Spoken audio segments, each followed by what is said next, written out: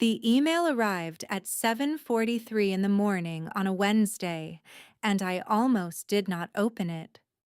I was standing in the lobby of a Marriott in Chicago, travel mug in one hand leather portfolio tucked under my arm, 11 minutes from a client site visit with a regional insurance group that had hired me to locate discrepancies in their vendor payment system. My phone buzzed. The sender was my mother, Beatrice. The subject line read, "Don't come back early, enjoy starting over." I opened it because I assumed it was something minor, the water bill, a complaint about the neighbor's dog, one of the 100 small pointed grievances she had developed a habit of rooting through my inbox since I had made the miscalculation of inviting her and my sister Chloe to live with me. It was 3 paragraphs written in the brisk, uninvested tone of someone who has already moved on from the consequences of what they are describing. She and Chloe had made a decision.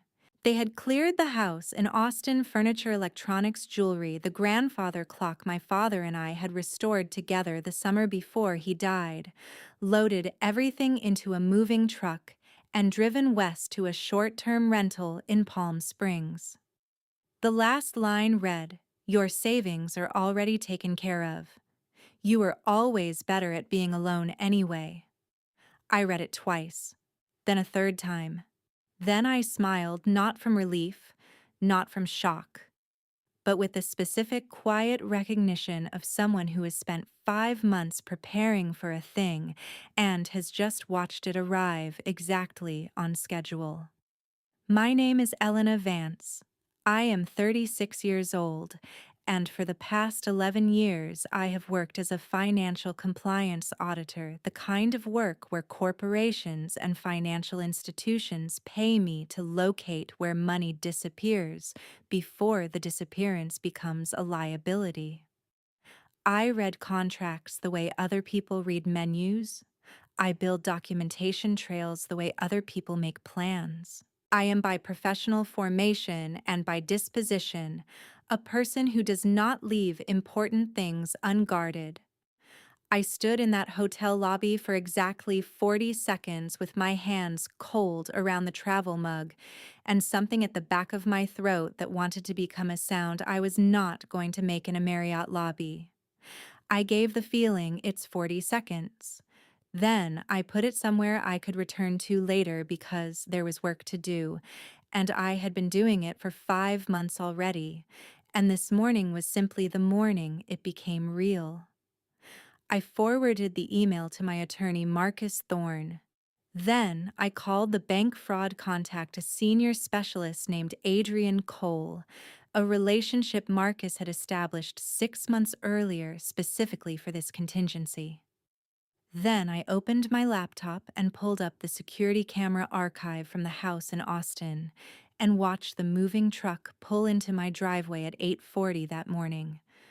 I watched the full 14 minutes. Then I closed the laptop, stood up, picked up my portfolio, and walked into my client meeting because I am a professional and because the work had been done 5 months ago, and there was nothing left to do now except let it close. My father died 20 months before the morning of that email. Pulmonary embolism, fast, the kind of death that does not give you time to prepare the people around you for what losing him is going to mean. He was 61. He had been the quiet structural center of our family, not loud about it, not ceremonial, just reliably present in the way that certain people are present, and you do not fully understand their function until they are gone and you feel the walls shift. I want to be honest about why I invited them. Not obligation, not duty, grief. The specific irrational grief of a person who has just lost the center of something and will do almost anything to keep the remaining pieces from separating further. My mother, Beatrice, was 63 in good health, fully capable of managing her own life. Chloe was 41, perpetually between things, cities, jobs, relationships, the next version of whatever she was going to become once conditions improved. I knew all of this when I made the decision. I made it anyway, because I was grieving, and I wanted my family in one place, and I was willing to pay for that in the most direct sense of the word. For 3 years, I paid the mortgage, the utilities, the groceries, the property taxes, the insurance. I managed my father's estate paperwork while running a consulting practice that required me to travel 4 or 5 days most months. In return, I was treated the way useful things are treated, relied upon, and quietly resented for the reliance. Beatrice found ways to make my competence into a complaint. Chloe found ways to make my presence feel like an imposition in the house I owned. I told myself this was grief. I told myself it would settle. I kept paying. The red flags came in sequence the way they always do. Chloe started asking questions about my banking setup about 9 months before Chicago Casual folded into ordinary conversation, the kind of questions that only seem innocuous until you have heard enough of them. I noticed mail being opened and resealed, not obviously just slightly misaligned at the fold in a way that was almost invisible. I noticed Beatrice appearing in doorways when I paid household bills on my laptop, not asking anything, just to present her eyes moving toward the screen without quite landing there.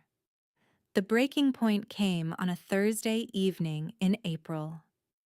I came home from a 2-day client trip to find Chloe at the small desk in my home office, sitting with her back to the door working something out on paper using a bank statement she had retrieved from the recycling bin. She closed it quickly when she heard me, said she was just using the desk. Her expression was not embarrassed. It was interrupted. I went to my bedroom and closed the door and sat on the edge of the bed, with my hands still in my lap. And I cried, not the sharp, immediate crying of shock, but the slow, heavy kind that comes when something you have been hoping was not true finally confirms itself. I cried for the 11 years, for my father who would have been devastated by this, for the version of my family I had spent 3 years and every resource I had trying to hold together. I let all of that happen fully and without interruption, because I knew that when it was over, I was going to need to be someone else entirely, not the grieving daughter, but the auditor. And the auditor needed a clear head. When I was done, I washed my face, picked up my phone, and called my attorney, Marcus Thorne. Marcus is 52, a former banking litigator who now runs a private practice in Austin focused on asset protection and civil disputes. He has the kind of unhurried, unrattled quality that makes chaotic situations feel like they have edges you can work with. When I told him what I had seen, he was quiet for a moment and then asked one question: how much of your full financial picture do they have access to? I said probably too much. He said, then we start tonight. Not tomorrow. Tonight. He brought in a forensic accountant named David Lynn, 15 years of experience tracing unauthorized financial activity. David reviewed my records within a week and produced a detailed report documenting small, irregular withdrawals from an account Beatrice had limited access to for household expenses going back 8 months. The amounts were modest individually. Collectively, they told a clear story about intent. What followed was 5 months of careful, methodical work. The bulk of my savings was moved out of the account Beatrice believed to be my primary repository. What remained was a structured holding balance, legitimate funds arranged so that any unauthorized interstate transfer would create a documented paper trail triggering federal wire fraud statutes. I photographed every item of value in the house serial numbers and insurance valuations. I installed a security system with private cloud backup. They had no knowledge of covering the main entry, the living room, and the front exterior. I reduced Beatrice's card to a $200 ceiling with real-time alerts to my phone. Several pieces I suspected Chloe had been researching. I had found appraisal searches in the browsing history of the household tablet she used regularly and assumed was not monitored, were quietly replaced with insured replicas.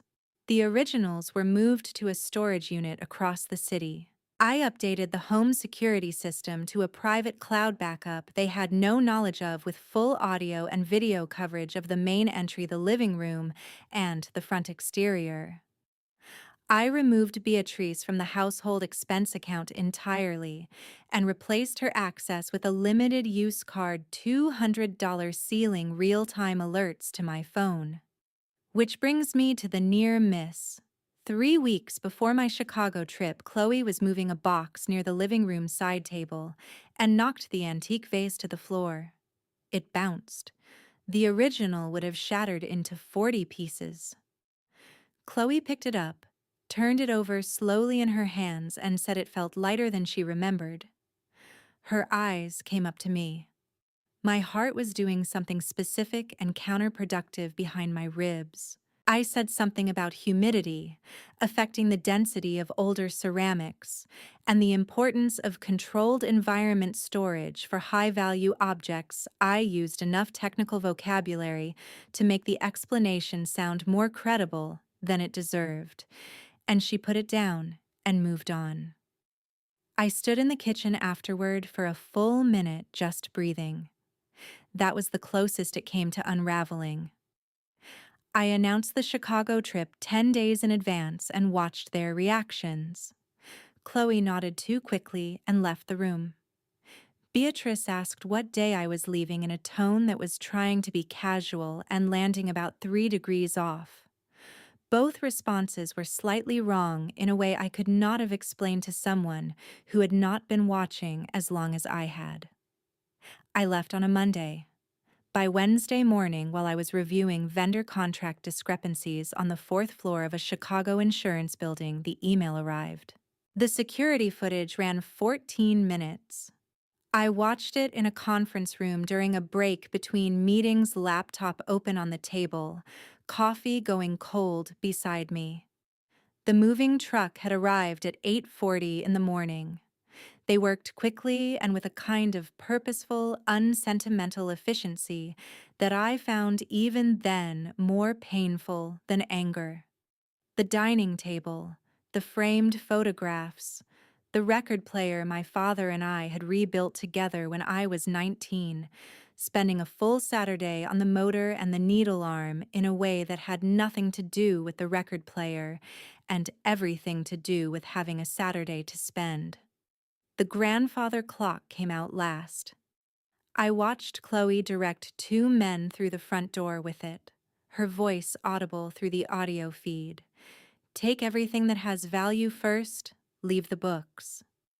I wrote that line down immediately, not from sentiment, because it was the clearest articulation I had yet heard of how she had been reading my life for 3 years as a collection of liquid assets, some worth moving and some not. The books were not worth moving. The memories attached to the grandfather clock were not the point. The clock had a resale value, and that was the only value that registered. I forwarded Beatrice's email to Marcus and called the bank's fraud contact, a senior specialist named Adrian Cole, a relationship Marcus had established 6 months earlier specifically for this possibility. The account Beatrice had accessed was frozen within 2 hours. The transfer she believed she had completed had processed into a review queue. The funds were inaccessible. The paper trail was attached to every digit. I flew home the next morning. I unlocked the front door at 11:17 and stood in the entry and let the silence settle. No rug, no console table, no photograph of my father and me at my graduate pinning ceremony, which had hung in that hallway for 4 years. The hooks where our coats had hung side by side were bare. The air smelled like packing tape, and the specific absence of everything familiar. Not a smell exactly more like the place where smell used to be. I put on latex gloves Marcus had told me to treat the house as a potential evidence scene, and photographed every room, every empty bracket, every drawer left slightly crooked. Beatrice had left a handwritten note on the kitchen floor beside the open safe. The $800 in bait cash was gone, along with the documents formatted to resemble account information. She had not looked under the bottom shelf. I crouched down and peeled off the small index card taped there, the one in my own handwriting that read, "Check the account names again," photographed it in place, then put it in my bag. Then I poured a glass of water because it was the one thing they had not taken that I needed right then, and I sat down on the floor with my back against the kitchen cabinet and waited for the phone to ring. Beatrice called at 7:40 that evening. I let the first 3 attempts go to voicemail. On the fourth, I answered. She skipped hello. Beatrice has not said hello to me in years, I note that, as documentation rather than grievance, and went directly into the call with her voice pitched high and tight, the specific register of someone whose plan has encountered its first real obstacle and is not yet ready to acknowledge it is not a temporary one. She demanded to know why the card was not working, why the transfer had not gone through, why the rental office in Palm Springs was calling about payment. I leaned against the stripped kitchen counter. Outside the window, a neighbor's sprinkler was running on its usual Thursday schedule. Completely ordinary. I said help with what she said the accounts. I said which accounts. She said the ones that belong to me. I said the ones that belong to me. There was a pause. Then Chloe grabbed the phone. I could hear traffic and wind a Palm Springs parking lot, which I found almost funny, and said to stop playing games to undo whatever I had reported, that this was my fault. I said I didn't take anything. Chloe said you did. You took my property. You emptied my house. I let that sit for a moment without filling it. I let that sit for a moment. Then Beatrice from somewhere behind Chloe shouted that email was between family. I wrote that line down on the notepad beside me immediately after hanging up. She had sent a written, time-stamped account of felony theft property removal across state lines, attempted unauthorized fund transfer to my professional email address, the address I use to correspond with federal regulatory agencies and corporate legal teams, and had constructed it in her mind as a private family communication. The gap between what she believed she had done and what she had actually done was so complete that I had to read the sentence back to myself twice before I called Marcus to make sure I had copied it down correctly. Marcus laughed for a full 10 seconds when I read it to him. What followed was not cinematic. Real legal processes are spreadsheets and exhibit numbers and scheduled calls with detectives who ask the same questions in slightly different order to check for consistency. A detective named Lorraine Castillo was assigned through Austin's Property Crimes Division. She reviewed the security footage, a 42-second clip my neighbor had filmed of the moving truck with Chloe, clearly visible in the doorway, Beatrice's email, and David's financial documentation in a single 3-hour session. When she finished, she looked at me and said, "You did half our work already." I said it's what I do for a living. She almost smiled. The movement of property across state lines and the attempted transfer of funds from the flagged accounts triggered jurisdiction under federal statute. Marcus had also located the Palm Springs rental confirmation. Beatrice had accidentally forwarded it to a shared family email account I still had read access to, and the property manager cooperated without hesitation. He had, as Marcus put it, no interest in the middle of a federal fraud case. The civil settlement came 4 months later. Structured repayment of misappropriated funds. Return value for all removed property, including the grandfather clock, which was located in a Palm Springs storage facility, and returned with a crack in the base that had not been there before, which I documented and added to the claim. A formal acknowledgement filed with the case record that the removal had been unauthorized. Chloe's separate agreement included a probationary structure that escalated automatically to criminal charges if violated. Between the asset recovery, the insurance claim, and the restitution payments, I got back approximately 89% of what had been taken. Real life leaves dents. 11% is the cost of learning something I should have been taught for free. I rebuilt the house the way I had always wanted it.